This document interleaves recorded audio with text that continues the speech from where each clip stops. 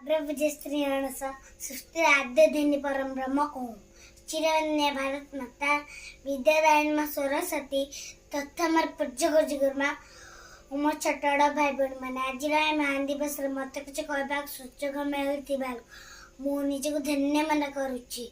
महान पुरुष पंडित जवाहरलाल नेहरू 1899 मसीहा नवेम्बर 14 तारिख अलाहाबाद जन्म ग्रहण करते।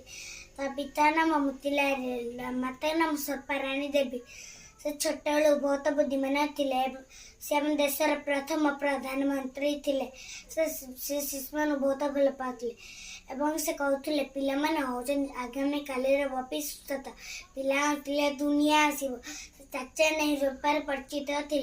से इंग्लैंड हार विद्यालय पाठ पढ़ुले।